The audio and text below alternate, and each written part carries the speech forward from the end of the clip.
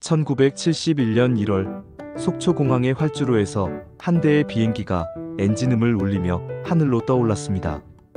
1971년 대한항공 F-27 여객기였죠. 이날따라 서울로 향하는 이 국내선 항공편은 특별할 것 없는 평범한 비행이었어요. 하늘은 맑았고 기장 이상훈 씨는 조종관을 잡고 정숙한 표정으로 계기판을 살피고 있었습니다. 기내에서는 아이들의 제잘거리는 목소리가 들렸고 어른들은 신문을 읽거나 창밖의 구름을 바라봤습니다.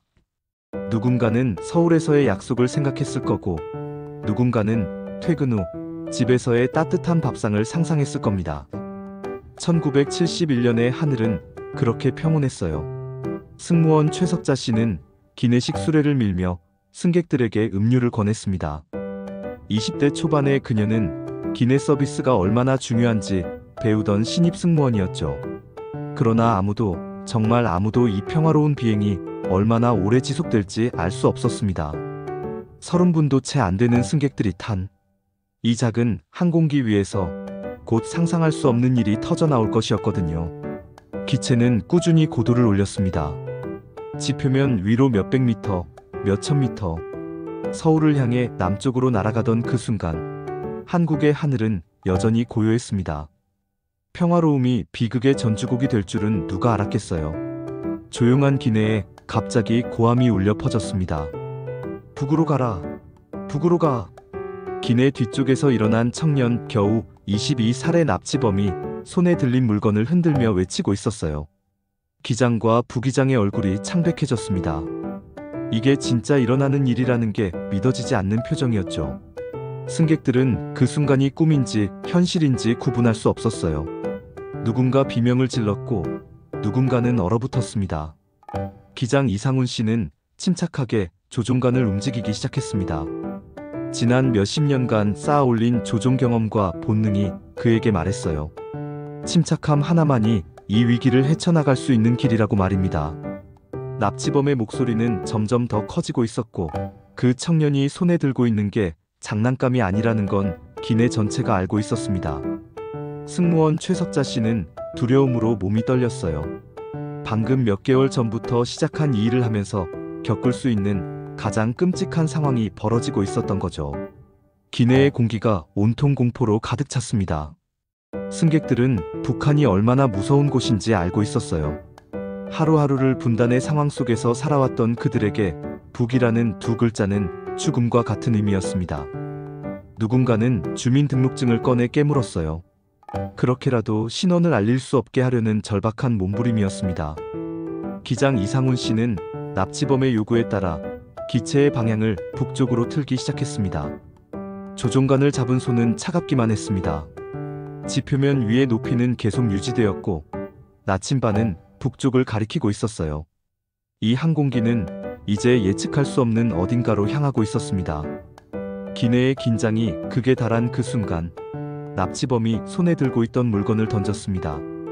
그것이 폭탄이라는 건 폭발이 터지는 그 순간에야 모두가 깨달았어요. 굉음과 함께 불길이 피어올랐습니다. 아! 비명이 터져나왔어요. 연기가 기내 곳곳을 장악했고 계기판에서 불이 솟아올랐습니다. 조종실은 마비 상태가 되었어요. 기장과 부기장은 조종관을 놓을 수 없었습니다. 손가락이 떨렸지만 그들은 악을 쓰며 기체를 붙잡아야 했습니다. 기내에는 혼돈만이 있었어요. 승객들은 삶과 죽음의 경계에서 울음을 터뜨렸습니다. 일부는 기도를 했고 일부는 가족을 생각했습니다. 20대의 젊은 여성 승무원 최석자 씨도 더 이상 두려움을 억누를 수 없었어요. 하지만 그녀는 훈련받은 승무원의 본능으로 승객들을 차분히 하려고 노력했습니다. 조종실에서 수습 조종사 전명세 씨가 움직였습니다. 화염이 계기판을 향해 번지고 있었어요. 그는 망설이지 않고 자신의 몸을 앞으로 던졌습니다. 팔로 화염을 막으면서 내가 몸으로 막겠다 고 외쳤죠. 고통이 흐르고 화상을 입으면서도 그는 기체의 조종에서 손을 놓지 않았습니다. 이것이 영웅이 아니라면 뭐가 영웅이겠어요. 기장 이상훈 씨의 얼굴에는 결연함만 남아 있었습니다. 그는 지표면 위의 고도를 낮추기 시작했어요. 불시착을 준비하는 것이었죠. 이 남자는 지금 눈 속에서도 조종관을 내려놓지 않았습니다. 기체를 살려야 했어요. 탑승자들을 살려야 했습니다. 계기판의 바늘들이 흔들렸습니다. 불길로 인해 정확한 정보를 읽기 어려웠어요. 기장의 눈은 창밖을 통해 외부 상황을 파악해야 했습니다. 구름층 아래의 지표면이 보이지 않았어요. 시야는 완전히 막혔습니다. 홍천 쪽 산악지대로 향해야 해. 기장의 목소리는 차분했어요. 하지만 내심의 긴장은 이루 말할 수 없었습니다. 기체의 고도는 계속 낮아졌고 지표면까지의 거리는 점점 가까워졌습니다. 불시착 지점을 찾아야 했어요. 비상활주로를 찾을 수 없다면 어디든지 평탄한 땅이면 되었습니다. 조종실은 이미 반쯤 불길에 휩싸여 있었습니다. 전명세 조종사는 여전히 화염을 맞고 있었고 피부는 타들어가고 있었어요. 하지만 그의 손은 떨리지 않았습니다. 기장 이상훈 씨의 손도 마찬가지였습니다. 이 두 명의 남자는 지금 오직 한 가지 목표만 가지고 있었어요. 이 기체를 땅에 내리는 것이었습니다. 구름을 뚫고 내려가던 항공기 위로 산들이 보이기 시작했습니다. 1971년 1월의 겨울산은 눈으로 하얀 옷을 입고 있었어요. 기장의 눈이 반짝였습니다. 저기다가 저 너머에 평탄한 지형이 있었습니다. 기체를 거기로 향하게 했어요. 고도 500m. 음성이 계기판에서 나왔습니다. 조종관이 움직였습니다. 고도 300m. 기내는 완전히 침묵에 잠겼어요. 승객들은 숨도 쉬지 못했습니다. 이것이 생존인지 죽음인지 결정되는 순간이었거든요. 접지한다. 바닥이 쿵 소리를 냈습니다. 기체가 눈 위의 지표면에 닿았어요. 스키처럼 미끄러지는 기체. 속도가 천천히 줄어들었습니다. 그 몇 초가 평생처럼 길게 느껴졌어요. 비행기는 계속 앞으로 나아갔고 결국 멈추었습니다. 침묵입니다. 완전한 침묵이었어요. 그 다음 순간 비명 대신 울음이 터져나왔습니다. 누군가는 살았다. 살았어. 라고 외쳤어요. 승객들은 서로를 안았고 어떤 사람들은 하늘을 향해 감사의 기도를 드렸습니다. 최석자 승무원은 눈물이 흘렀어요. 그녀는 여전히 무언가에 홀린 듯 서 있었습니다. 조종실에서 기장 이상훈 씨가 움직였습니다. 뒤를 돌아본 그는 전명세 조종사를 보았어요. 그 젊은 남자는 온몸을 화상으로 입으면서도 여전히 조종관을 놓지 않고 있었습니다. 통증이 그를 짓누르고 있었지만 기체가 완전히 멈추기까지 기장과 함께 조종관을 지키고 있었던 거죠. 다들 탈출해. 빨리. 기장의 목소리가 울려 퍼졌습니다. 비상 탈출이 시작되었어요. 홍천 인근의 산들은 이제 이 여행자들의 무덤이 아니라 구원의 땅이 되었습니다. 구조대가 불얼마 지나지 않아 도착했어요. 전명세 조종사는 그렇게 병원에 실려갔습니다. 화상으로 입은 상처는 깊었어요. 하지만 그는 죽지 않았습니다. 그리고 여기에 모인 모두가, 그 비행기에 탔던 모든 이들이 죽지 않았습니다. 절체절명의 순간에 기적이 일어났던 것입니다. 그날 밤 서울의 어딘가에서 가족들이 눈물을 흘렸어요. 아들이, 남편이, 딸이 살아 돌아왔거든요. 1971년에 한국은 분단의 나라였습니다. 북과 남이 총을 겨누고 있던 시대였어요. 그런 상황 속에서 북으로 간다는 말은 죽음과 같은 의미였습니다. 당시 뉴스는 이 사건을 대대적으로 보도했습니다. 납치범은 체포되었어요. 하지만 그것이 모든 일을 끝내지는 않았습니다. 남겨진 것은 공포였습니다. 분단의 아픔이었습니다. 승무원 최석자 씨는 한동안 하늘을 바라볼 수 없었어요. 꿈에서도 그날의 비명이 들렸다고 합니다. 하지만 시간은 흘렀습니다. 수십 년이 지났어요. 그 기간 동안 한국은 변했습니다.